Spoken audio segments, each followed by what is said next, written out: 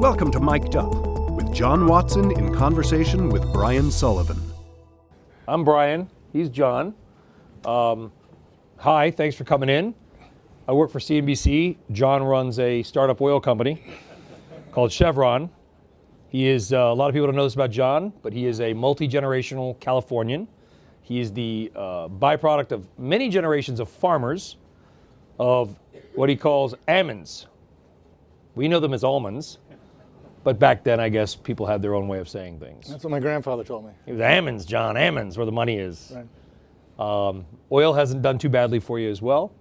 And John's a UC Davis graduate, pretty good golfer apparently in his day as well. So we're going to do a little conversation about all kinds of stuff. You know, not get into the nitty gritty of the business. That's what the TV interview is for, but try to learn a little bit about John's viewpoints. And I guess the first thing, John, is something you're hot on is, you know, as a guy that's been in California for many generations, I was joking. I said, California can get away with a lot of stuff because it trades on the weather, I think. You can do a lot more here in terms of regulation than you might be able to do in Texas because it's just a beautiful place to live. But we also want to protect the beautiful place that is California. Right. So what is the line? Is there a line between smart, business-friendly regulation and not destroying the environment? Where's that line? Well, Brian, I think there is a line, and having grown up in this state, and I remember growing up in Northern California. My wife came from Southern California. I remember how bad the air used to be in the San Jose area and here in Los Angeles. It's not like it is today, where you can see the hills. It's very different. So there have been policies that have been put in place over the last 40 years. We've taken most of the precursors to smog out of the gasoline stream now, and there have been many actions taken to improve the environment, and that's good. We want clean air and we want clean water. And I think we're at the point now in California and for the rest of the nation where we've got to put a tighter cost-benefit lens on what we do to protect the environment, because we're doing a lot of things now in the name of the environment, and we don't do cost-benefit analysis anymore. We do policy by assertion. Jamie Dimon at lunch talked about bad policy. Well, policy is important when it comes to energy too. California has been a leader in technology and in many areas for a long time. And you can trade on the weather for a while. I remember the first time I left California, I landed in Chicago. I went through a Chicago winter and I realized why I'd spent so much time in California and why there were so many people there. But I think California has to be careful trading on the weather. And it has to be careful that policies don't push manufacturing out of the state and push costs up to a point where average Californians can't afford it. And we can talk about some of those things. Well, gasoline is incredibly regressive, right? I mean, the people at this conference here, knowing what the ticket prices are, I assume you're probably gas price agnostic. But for a lot of Californians, it's a huge hit, especially where you live in the Northern California area, where you've got, you know, teachers and blue-collar workers and police officers that have to live 75 miles away from their job because they can't afford a home in Atherton, but that's where they're teaching, so they live out in the Central Valley, and they're spending a fortune on gas. California has the most expensive gas in the country. How do we get there? Well, what California seems to be becoming, we always joke north and south, you know, different. I grew up in LA, sort of a different California, but now it's just rich and poor, and the middle class has been hollowed out. Yeah, and I think that's the risk. You know, the United Way just did a study, and they talk about a third of the population living in poverty in California. In California, and it's the richest state in the world. Well, that's what they say, and it's their view of what constitutes poverty. But the point is, whether you debate the percentage or not, what we've done is put in policies that raise costs of energy. Electricity is 50% higher here than on average for the rest of the country. Gasoline's 30% higher than the rest of the country. And the average Californian lives paycheck to paycheck. So that's why I say you have to put a lens on the policies that we're putting in place and make sure that we're getting what we think we're getting in a policy sense. And we've enacted one regulation after another here that always is in the name of something good and righteous. But we don't always talk about what the cost of those policies will be. Can you give us an example? I can give you a long list of examples. We all want renewables in the energy mix, but it's intermittent. Exactly how much renewable energy are we going to push into the system? It's intermittent. That means the other baseload energy that you're running at lower utilization rates. Well, who's going to pay the fixed cost of that equipment that's standing by? We're now importing more electricity than we used to in California. And so intermittent energy has a cost to it beyond just the first cost. And so the subsidies that we're giving to renewable energy, reasonable studies have put them at 200 times per unit of energy, those that people talk about far too much about what accrues to my industry, which are tiny when you put it relative to the amount of energy that is produced from fossil fuels. So these are the things that we don't talk about. Now that happens to be renewables. We've got AB 32 and a low carbon fuel standard. At the federal level and in California, we've advocated advanced biofuels and we put in mandates. These are quotas for advanced biofuels that don't exist and can't be made economically. You pay for them. AB 32, greenhouse gas emissions. Everyone wants to reduce greenhouse gas emissions. What's it going to cost? What are the unintended consequences? Manufacturing starts in California, our lowest of the 50 states, according to the California Manufacturers Association, per capita. Why is that? It's because business is being run out of here. And I think we just have to be very careful that we don't kill the golden goose. We have many, many good things that remain in California, but you can't trade on the weather in the Silicon Valley forever. So when we look at alternatives, and alternative energy use has grown. And I remember growing up here, we'd go out to the desert and you come around the bend and there's all those windmills and they were cool looking. And that was when I was a kid. But it seems like there's not any more than there were. I know use of renewables has gone up, which is good, but it's kind of climbed with global energy demand and production. I'm sure your shareholders don't care how you make money. If you could make more money in wind or whatever, you do it. What's the economic issue right now with alternatives? Well, there's no issue per se, but renewables don't work everywhere. They work well in some areas, in the right wind corridors with the right amount of sunshine. Oklahoma's got a ton of windmills. So renewables can be competitive. Technology is good, and renewables are good. All advancements in technology are good. It's just you have to understand how much can fit in the system, what the cost is going to be, not just the first cost, but the cost of intermittency, and make sure that you're striking that right balance so you don't end up pushing those costs up higher than where people want them longer term. And they say subsidies. Listen, it's alternatives can't work without subsidies. But then people say, well, hey, the oil and gas industry very heavily subsidized as well. That's that conflict that you get in the narrative. Yeah, it is, and I just look at data. I hear those things. I ask people just give me data, and it's the comment I made earlier. If you look per unit of energy, it's hundreds and hundreds of times more go to renewables, and a lot of it hasn't been well spent. And there have been a number of well-chronicled stories on that front. And I'm not trying to. There's nothing wrong with renewables. I just think if we're going to get tax reform in this country, if we're going to get market forces back and working, we need to not have contrived markets or government markets, but free markets. That's what made this country great. And I think we're just intervening in the energy system more than we should. There's a great book I ran across that's written by a guy at Butler University, and he chronicled 75 years of government intervention in the energy business. And there were two conclusions of the book. One, it's always justified by we got to do something, and it's almost always and everywhere regretted in hindsight. And he went through a number of issues going back. Professor Grossman, I believe the fellow's name. So we just have to be transparent about the regulations we're going to put in place to make sure we're getting what we think we're going to get from those regulations.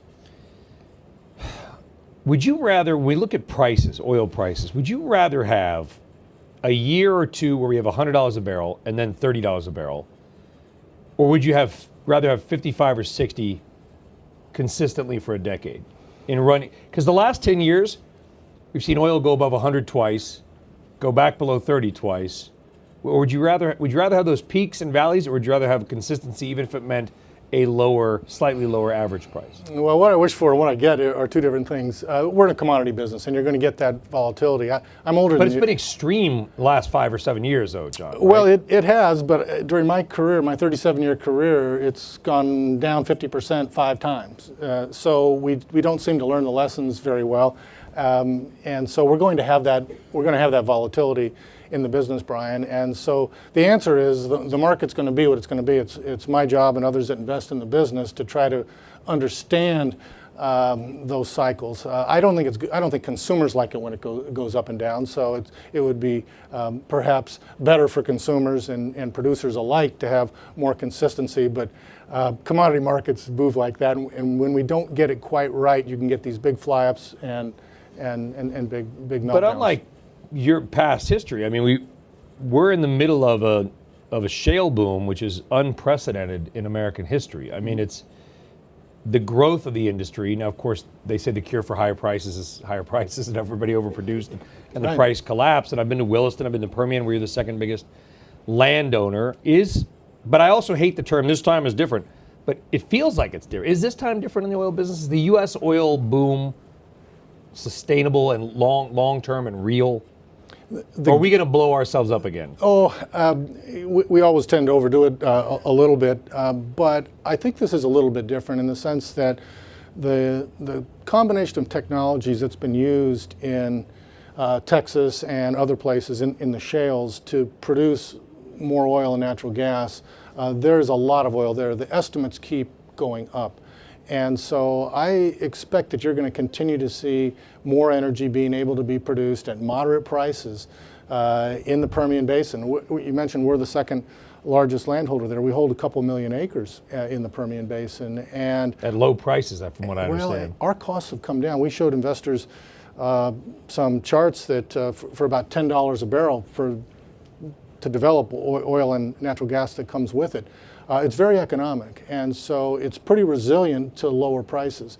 And at $50, we'll be able to grow production at rates that have been estimated at 500,000 to 1 million barrels a day per year for quite some time. In the case of my company, we said that we could go from about 150,000 barrels a day where we are today up to perhaps 700,000 barrels a day or more. In the Permian. In the Permian by the middle of the next decade.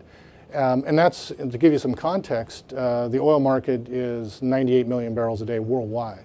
And so man can't live by shale oil alone, but it's going to make a sizable contribution.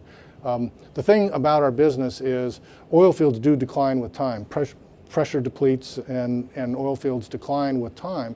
And so you do need to continuously reinvest. And this shale boom does require continuous investment, and we will need other types of oil fields as well around the world. But shale is going to make a nice contribution in the U.S. both for oil and for natural gas. And natural gas, of course, is it's responsible for the majority of the electricity that's generated in this state, and in fact, it's a growing proportion around the country. Is $50 enough of an economic incentive for you to continue to grow your production in the Permian? It is in the Permian, and that's what's not everywhere, though, is it? No, it's not, and that's part of the message that we've given to our investors is as we're completing a number of longer cycle time big projects, like 2 big liquefied natural gas projects in Australia, the cash flow that's coming off of that, we're able to recycle into the Permian Basin and continue to grow production and produce good returns off that fresh investment. And so we're in a good position. Not every company has that. Yeah, I actually had lunch with the ambassador, the Australian ambassador to the U.S. just now before he came here, and I guess the Gorgon project was $50 billion. What would it cost? Yeah, a little more than $50 billion. That's a big project, John. $50 billion. Even in our family, that's a lot of money. That is. Do you have other projects of that? Would you do another project of that size in today's nat gas or oil market, or are you? Not in the natural gas. In the natural gas market, there are 2 big liquefied natural gas projects that we and our partners spent $85 billion on in Australia. They're unlikely to be those kinds of projects outside of the Gulf Coast of the United States for some time. But we are investing in a project that has a headline cost of some $37 billion in Kazakhstan. And that is an oil-related project, and our share of that is about half. So we're spending at about $3 billion a year on this development, which is the next phase of the Tengiz field in Kazakhstan, where we've had success for 25 years. Which is weird, because you told me this project in Kazakhstan, your other partner is Exxon. I thought you guys were like mortal rivals, but now you're doing business. Is that going to be a new model? Actually, or is it an old model, spreading the risk? It's actually an old model.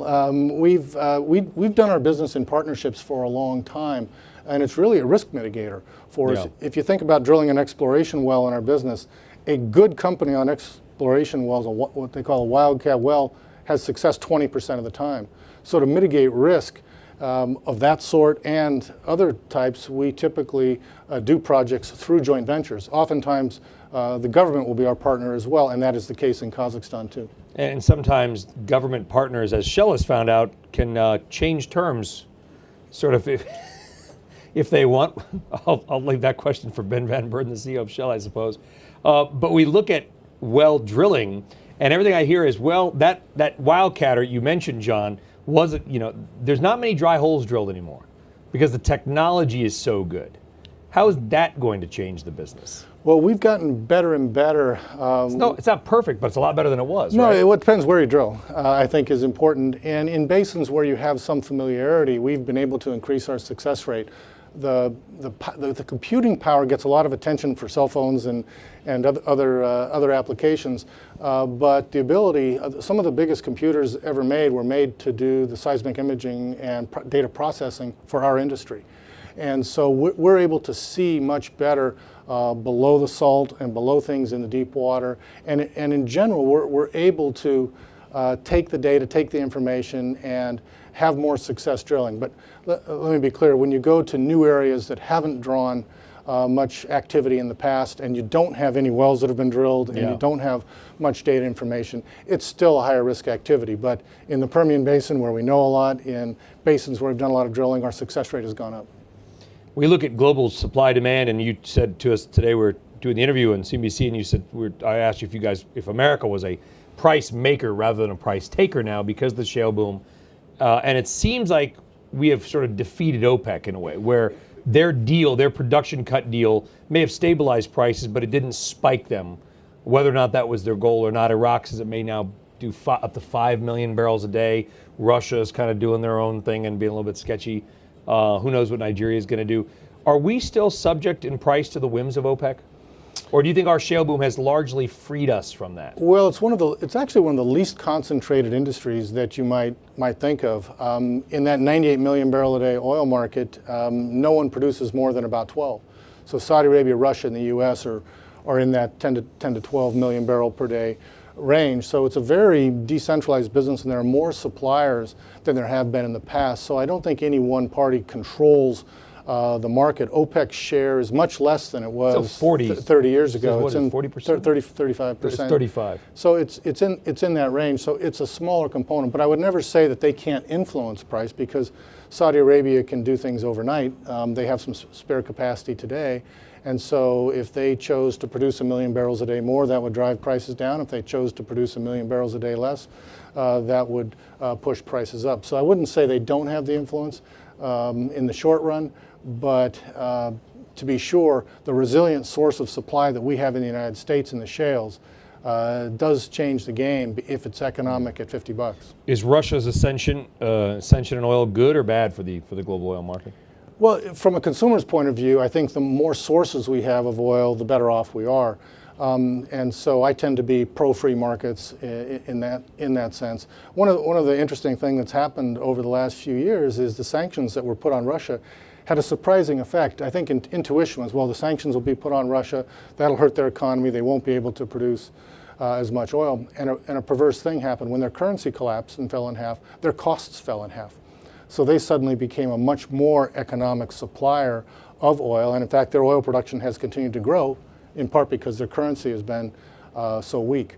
And so there are always unintended consequences for actions that are taken, and Russia remains a formidable energy producer. They have difficulties in their economy, to be sure, elsewhere, but they remain a formidable oil producer and a formidable gas competitor as they supply gas into Europe. You might have heard that our president is interested in the issue of trade, particularly Mexico. I've heard that. He's mentioned it a few times.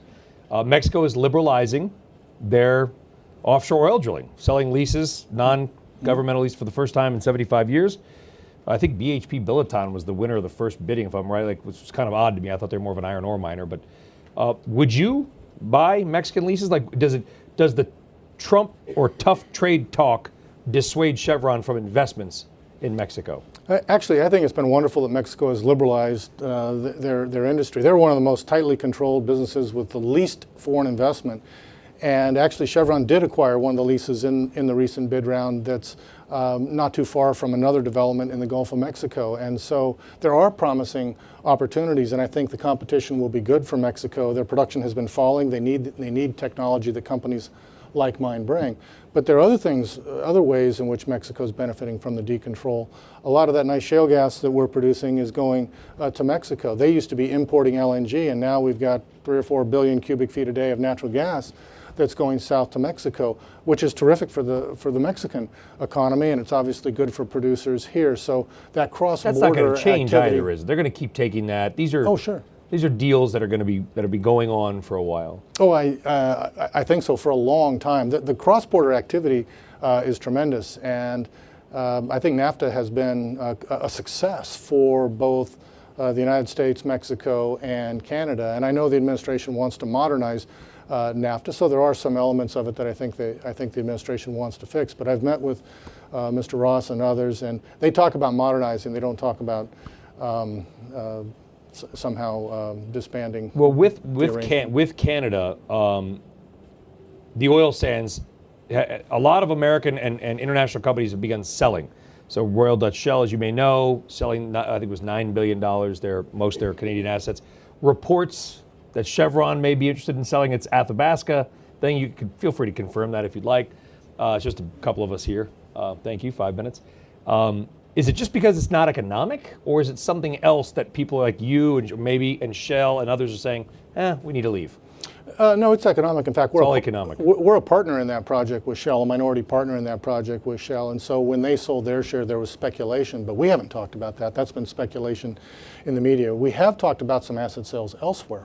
And in fact, specifically, we've talked about our refining and marketing business that's in British Columbia that we've recently agreed to sell. But we haven't talked about our is Canada uneconomic right now? No, it's not uneconomic. If you look at what's happening up there, oil continues to be developed. Now, everywhere, producers are putting a very tight lens on new long cycle investments that are being made. But most companies in the oil sands up there are doing what we're doing everywhere around the world, which is trying to get our costs down and be able to compete with oil prices that are less than half of what they were previously. Yeah. So there are some strains on the business. There will probably be less money going to oil sands than in the past. But I think if you look at forecasts of Canada's oil production going forward, they continue to rise. You know, having been to a number of fields in the Permian and Scoop Stack in Oklahoma and Williston, and you sort of have this impression of, you've seen the movie There Will Be Blood. Like, you kind of think it's like these dudes with big drills and going down and there's oil spewing out of the ground. It's all computers now.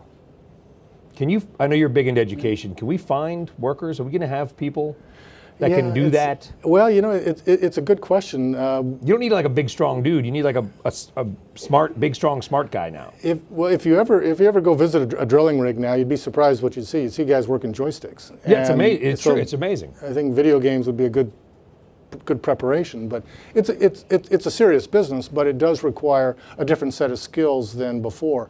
It is more brains than brawn in the business these days, whether it's drilling or other services that are done. And we do need welders and people that do basic trades in this country. There are shortages at times. The Permian Basin right now, which is one of the few areas in the world where we're seeing a great deal of investment and activity taking place because it's economic at lower prices, there will be a little bit of pressure, upward pressure on prices. But we're going to need energy, and the jobs that come with my industry are good paying jobs. And so I hope we'll see more kids going into trades than in the past. And we have training programs and things like that to try to make that happen. People didn't realize, I did not realize until I went there, and they were very proud of it. Midland, I don't know if it's true today, so I don't want to be fake news. I want to be real news. Is Midland, Texas, had the highest median income of any metro area in the United States a couple of years ago. A few people making $100 million, that own all the stuff, but the average income was high. The median income was high. There's a McDonald's there that I saw that paid $21 an hour to start, and they would take you back and forth to work. They had a shuttle van because there was such a demand. Yeah. And I don't think they're going to suffer. I went up to Williston, North Dakota. That's a different situation. Yeah. The people there I talk to and still follow up with are worried that the workers will not return. Yeah. What's the labor risk to your industry? I mean, that's one of the costs of volatility that you talked about earlier, and that's why I don't think it's good to see that volatility. But over time, the Williston Basin will recover. Other basins are starting to see a little more activity. It's hard to describe to people that live in Los Angeles the impact in an industry where the price of your commodity goes from over $100 a barrel down to $27. Where it was. You just have to make some really rough choices, and so the industry did that. It's now recovering. Oil prices are in the $50 range now, and it's not very good compared to 100, but it's a lot better than it was at 27, where literally half the companies in the country were headed for the rocks. And so it's a that volatility can be very difficult. Session's officially over. One last question briefly. What do you read every day? What's your go-to? You know, I try to read many different things. The one thing I try to do is to read opinions that are different than my own. So whether it's today in America, well, it's very reinforcing. What? It's easy to find things I agree with. So I do look at aggregator sites and things like that, and I do try to read and visit with people that have different views. I did that last week to hear people that had a view on a couple of policy measures. So I do that pretty regularly. And then I try and go back and test it with my people. So I mean, we're going to be in this business for a long time. We have to be responsive to things that society wants. But I also know that affordable energy is high on that list of things people want. Well, Californians are hoping for that as well. The most expensive gas prices in the country, I think, with the exception of Alaska. So, John Watson, thank you very much. Thanks, I appreciate Brian. it, sir. Thank you, Brian. Thank you. Appreciate Thank it. you. Thank you all.